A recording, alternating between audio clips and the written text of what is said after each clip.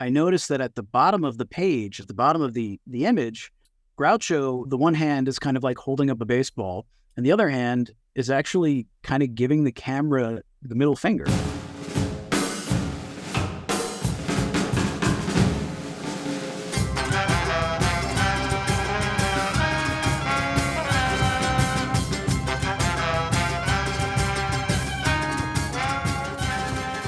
Welcome to Amusing Jews, where we celebrate Jewish contributors and contributions to American popular culture. I'm Jonathan Friedmann.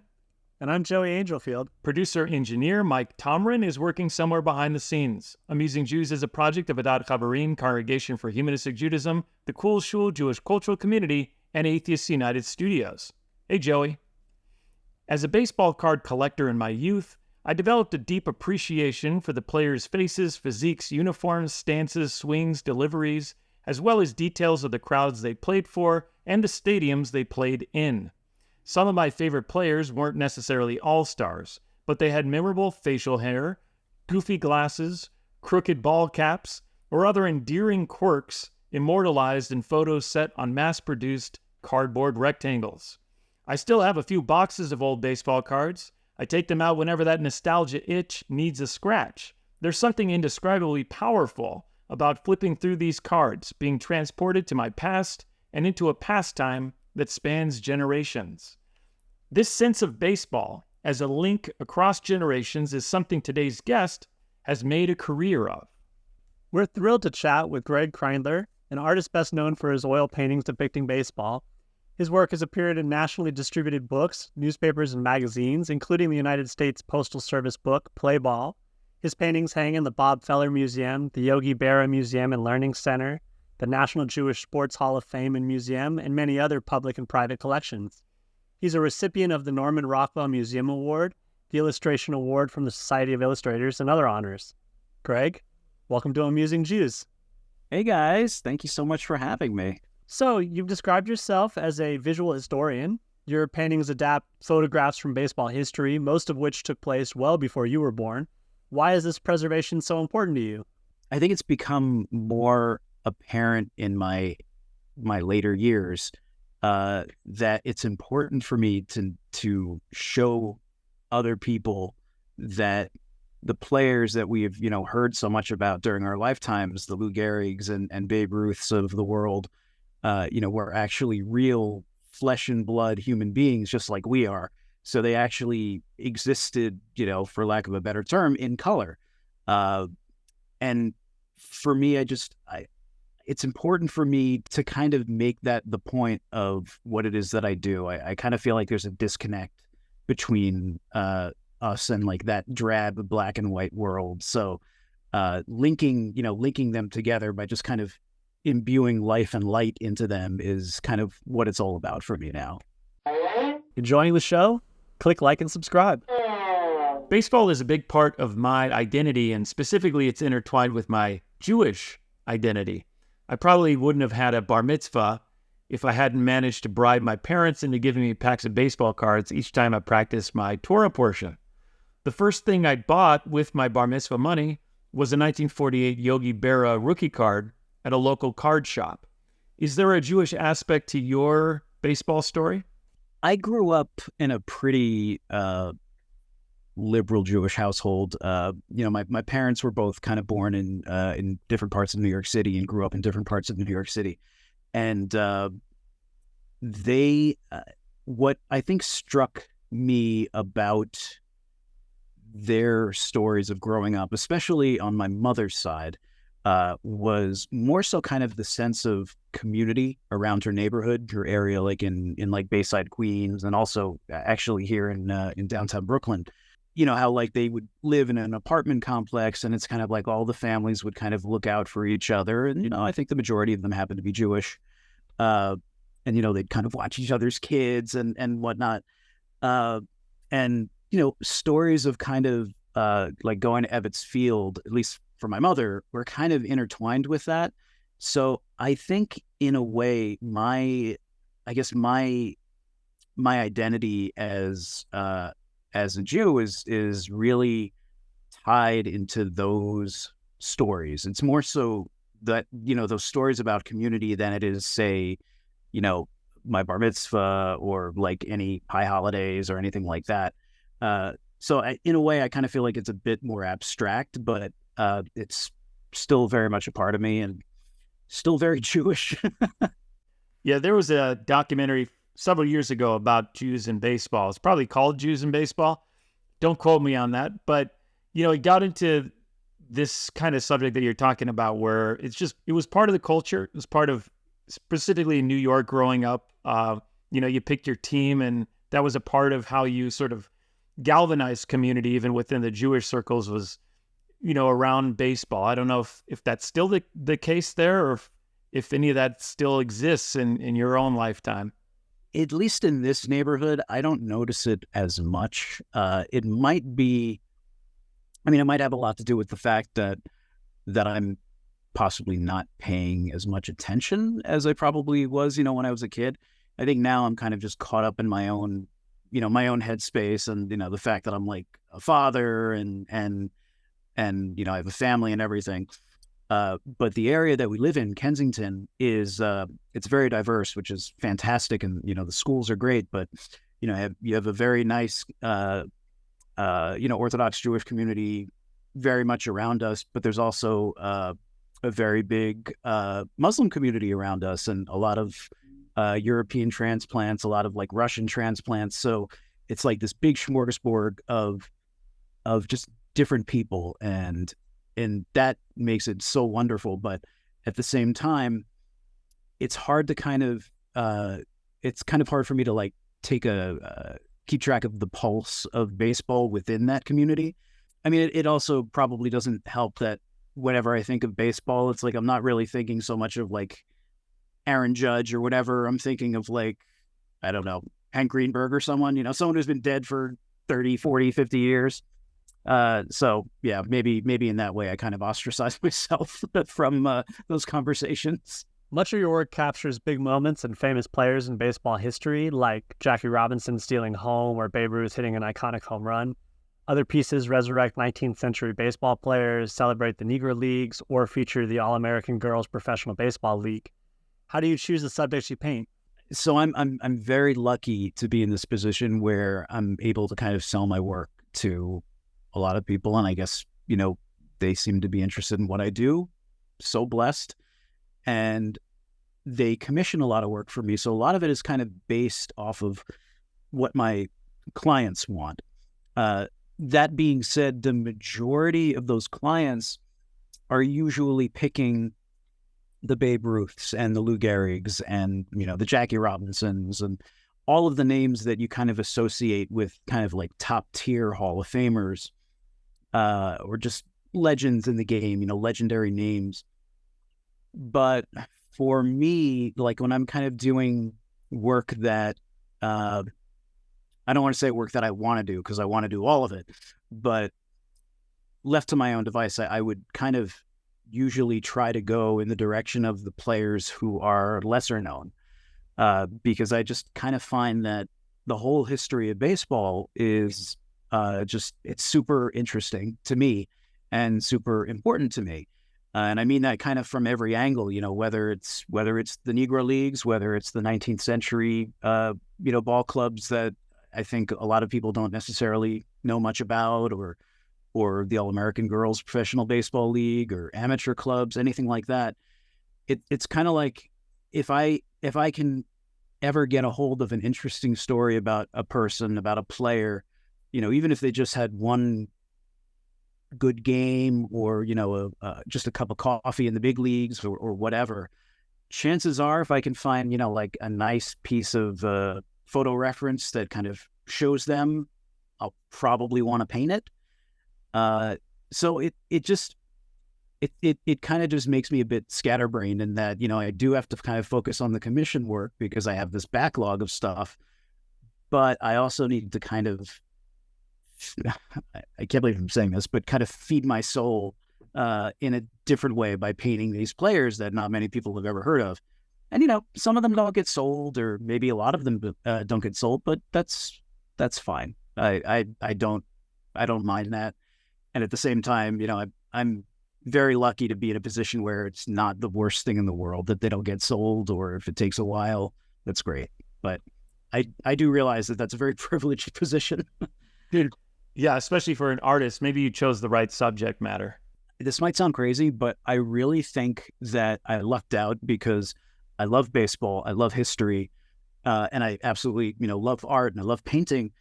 And I think the way that I mesh the two in that, I have somewhat of a traditional academic painting background, and I bring that to, I guess, baseball art. I think that maybe it makes me a little bit unique. And the fact that I guess I am as busy as I am, I kind of feel like it's less about the quality of the work. I mean, I obviously I want the paintings to be perfect and as perfect as possible, and I bust my butt to make them that way. But at the same time, I kind of feel like the subject matter is an easier sell, than say a landscape or an abstract study or something like that. If I can say, oh, here's a painting of Babe Ruth, automatically that means something to someone, whether it's painted well or not. So in a way, I think it's more about the subject than it is my abilities or technique. Is there kind of a subgroup of baseball artists out there? There is. It's kind of like there are people who kind of do the same, like they do baseball related artwork, and it's kind of like everybody does it differently. Everybody kind of has their own unique voice, which is great. And I think we're all kind of friends with each other in a way, and we kind of, we root for each other and we try to help each other out if we can. But it's not necessarily like a school, like, it's not like a school of impressionism or like the Ashcan artists or anything like that.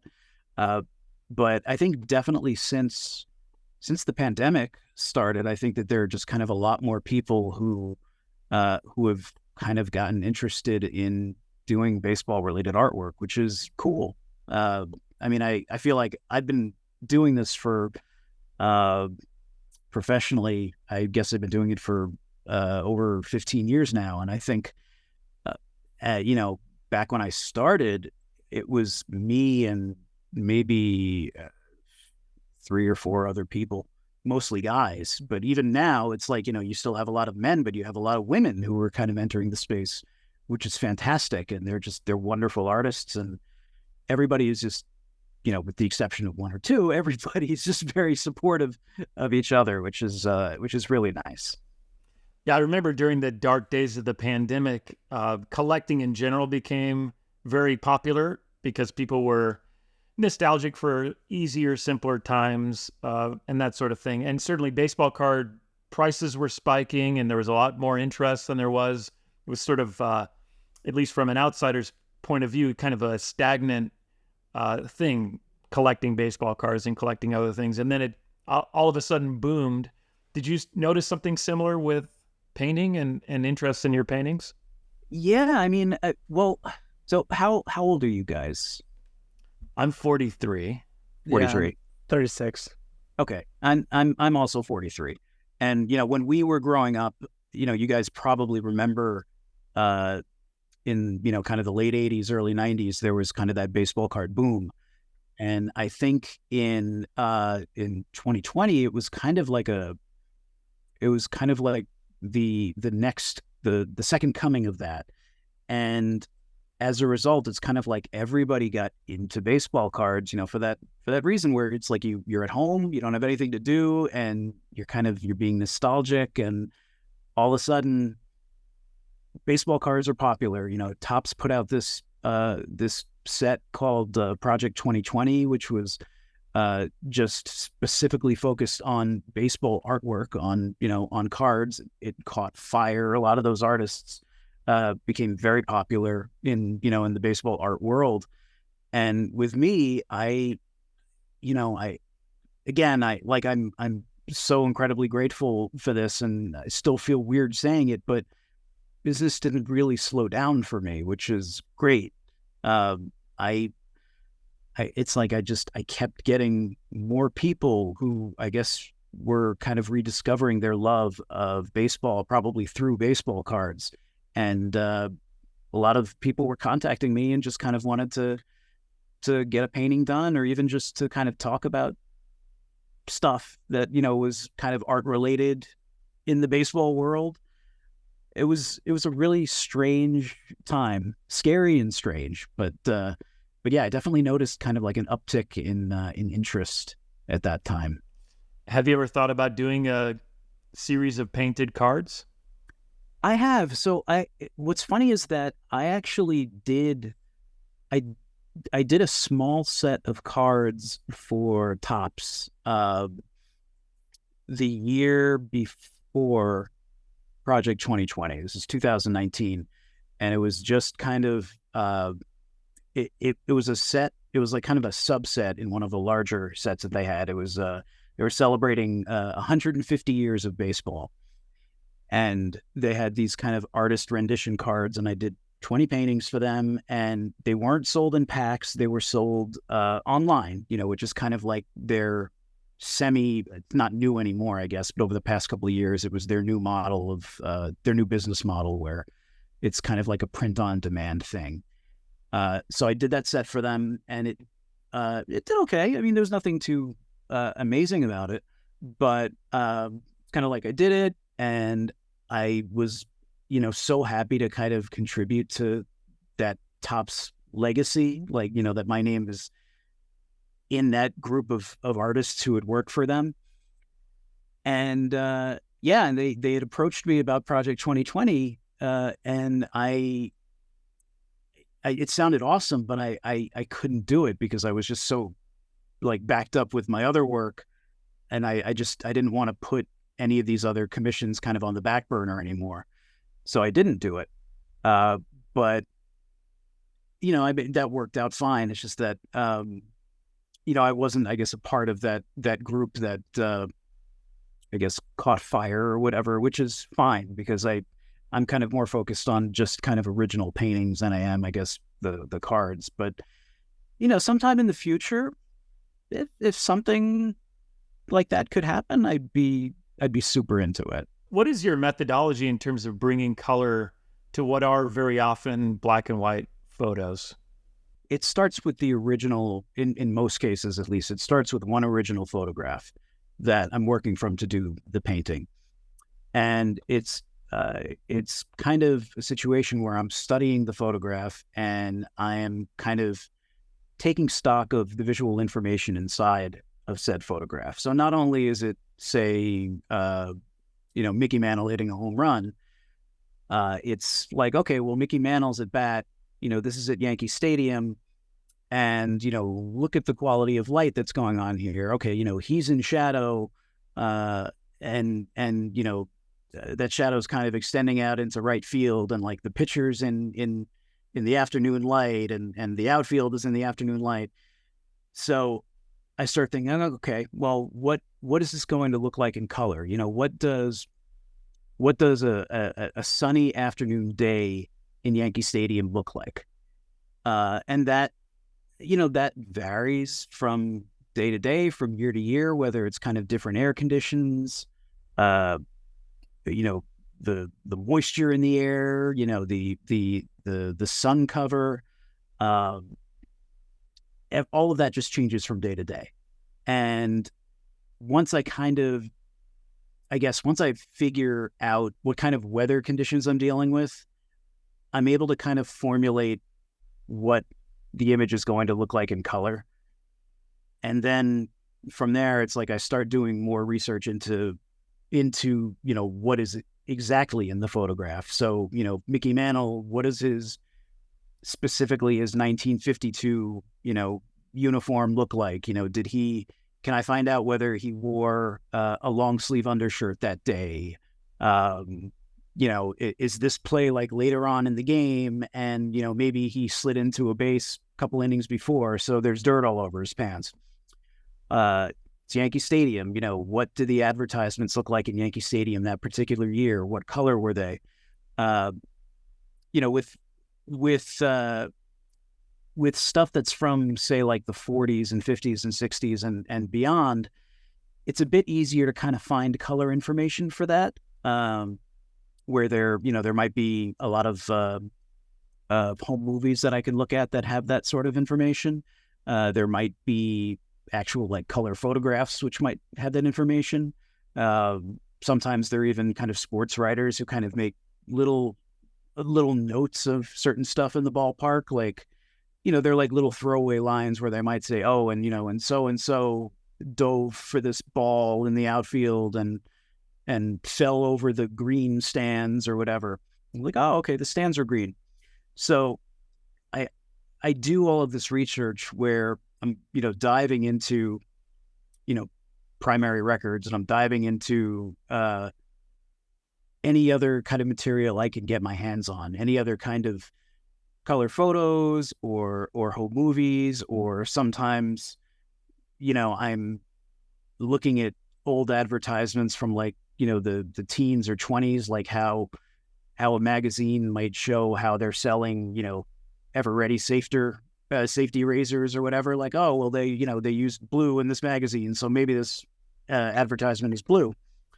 And I combine that with the stuff that I had learned in school and stuff that I had kind of been learning how to, I guess, not perfect, but just trying to get better at, as I kind of get older, where, I've done lots of painting and drawing from life and a lot of observing from life. So, it's like I know what, the difference is between, an overcast day and like a sunlit day when it comes to color and values. And I kind of take all of that and I put it together, and it gets kind of imbued into the painting that way. Do you also kind of look at the fashion of the day and what was popular in terms of the crowd scenes and all that sort of stuff? Yeah, I mean, if I'm painting, like I had done this painting earlier last year and finished it. This panoramic scene from a 19th century ballpark, and in the stands you have all these people, mainly men, but all these people wearing suits, some women in these very kind of elaborate gowns. And I did research as to, what kind of clothing were men and women wearing. In this particular case, it was the late 1800s. What kind of colors I would see, what was fashionable then, what would I not see? And I try to just kind of stick to whatever I can find that's historically accurate. I just try to stick to that. But yeah, I really try to make sure that that the accuracy is there. That's kind of like the most important thing to me. And I don't know why. I mean, I know, as I'm sure you guys know, baseball fans are really anal, when it comes to everything. So, when it comes to stats, when it comes to uniforms, all that stuff. And I think I was just kind of always scared of putting something out there that was factually incorrect and getting called out on it. So I try to make sure that, that nightmare scenario doesn't happen, but, I still have nightmares about it. One of our favorite pieces you've done shows the Marx Brothers, Groucho, Chico, and Harpo, standing with Lou Gehrig in Yankee Stadium. What's the story behind that image? I love that image. So I've known about that image for a really long time, or at least I've had it in my binder of stuff that I, use for inspiration. Unfortunately, there isn't a heck of a lot of stuff that I was able to find out about it.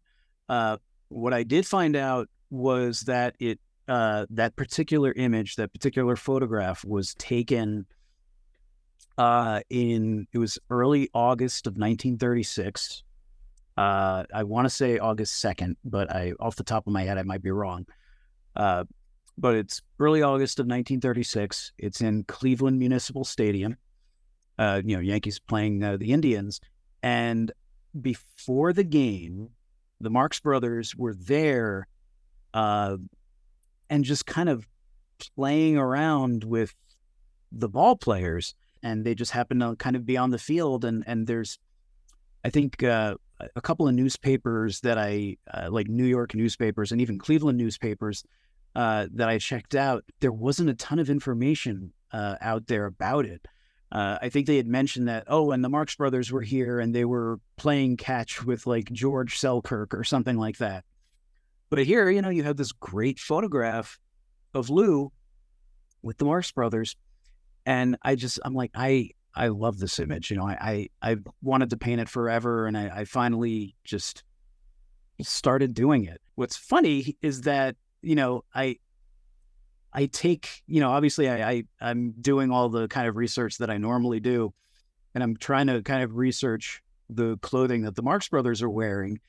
And I like thinking about like, Harpo's hat and wig and like what color it probably should be and the color of, the horn and what that should be.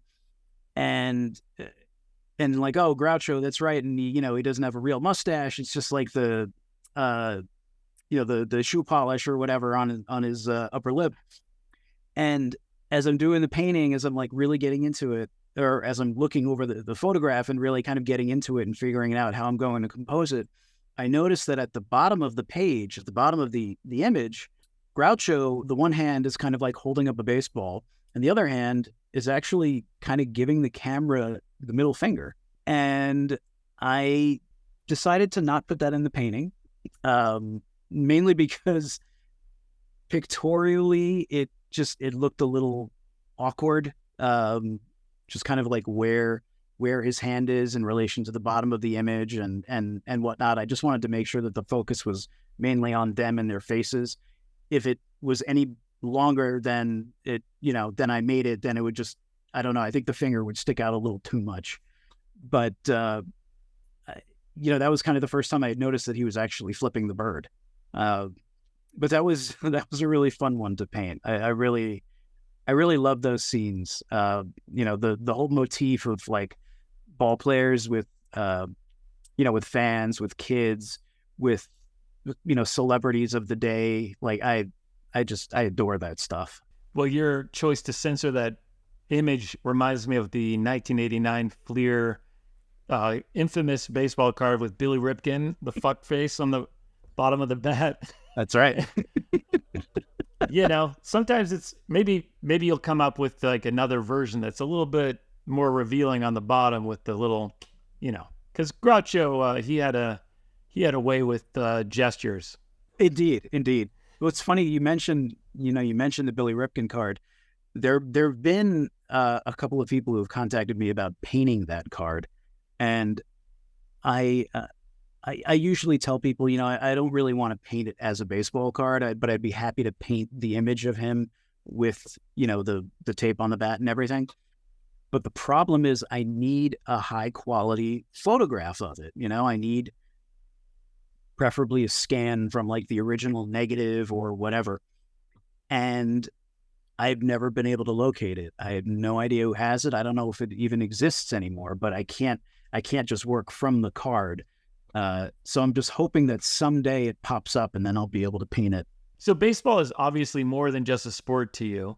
And I know that some of your admirers and collectors wouldn't necessarily describe themselves as baseball fanatics per se.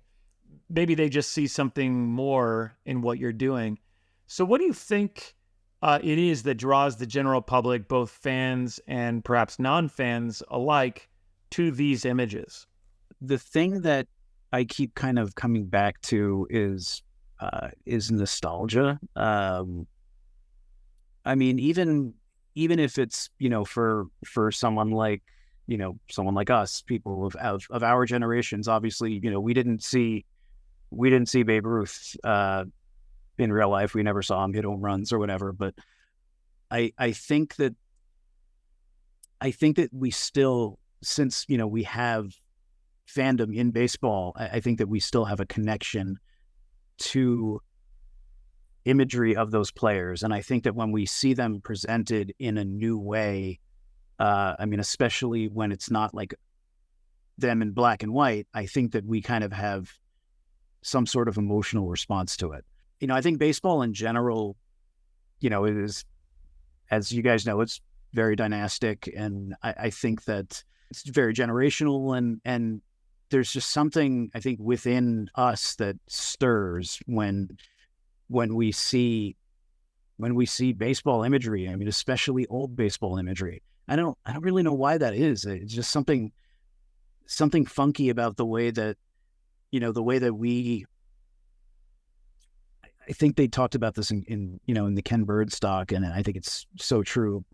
The way that, that we think of like a 300 hitter, what that means to us compared to like what it meant to our fathers or grandfathers or whatever, and then what it meant to generations going even further back, like being a 300 hitter like meant something back then, and it means something now. There's just this weird continuity that I feel like you're able to kind of tap into if you're working in this kind of space when you're dealing with baseball, not even just with with painting or anything like that, but I mean, I think any kind of creative endeavor that involves baseball, I think, kind of taps into that. It's hard to articulate, but I think it has something to do with that. Yeah, and in the Ken Burns documentary, there's sort of a motif in that where it is often brought up that baseball is a mirror of society, and what happens in the world is sort of encapsulated in a way in baseball and projected back to the society. Things like Jackie Robinson, Roberto Clemente, and what he meant for us, maybe Hank Greenberg, Sandy Koufax, right? There's something much larger than the sport, but these are stories that kind of resonate in society and kind of teach us history, like broader than baseball. I think you can learn the history of America in some way by learning baseball history. Yeah, absolutely. I mean, doing a lot of work on, paintings of like Negro leaguers and Latin American leaguers, what I've learned about this country, the history of this country, it's amazing how much my perspective has changed because of that. And, that's just by kind of spending like a couple of years of immersing myself in that and realizing how, I guess, or getting a taste of how different it was to be, an African American or Latin American trying to play baseball in this country, and also, what it meant to be an African American or Latin American, financially and socioeconomically and personally and mentally. It's like stuff that I think we, like us three or us four, might not necessarily deal with, because we're white males, and granted we are Jewish, but it's, I feel like those people kind of experience something that's completely unique to them, and it's something that I don't think we might not necessarily be able to understand or put into perspective the way we can when we learn about it through baseball, which is, one of the great things about the sport.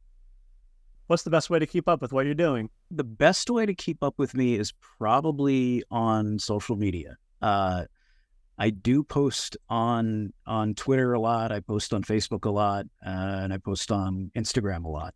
I haven't really ventured out into TikTok land or any of the other crazy places. I think I do have a presence on them, but I don't necessarily post on them. But I mean, if you search on any of those platforms, if you search under my name, you can find me. You have to be able to spell my name too, which I guess is part of the issue.